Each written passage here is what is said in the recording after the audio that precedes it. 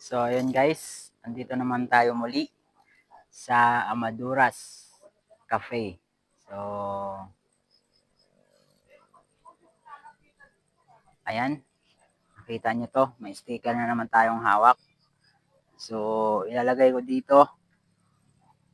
So, paunahan na lang po sa makakita nito. So, dito ko lang ilalagay sa ano na to, kung sino makakita. So, yun guys, meron tayong nilagay na sticker dito mula dyan sa bakal na yan hanggang dito. Papunta yung haba na yan. Dito lang area na yan. Dito natin nilagay ang ating sticker. So, ayan.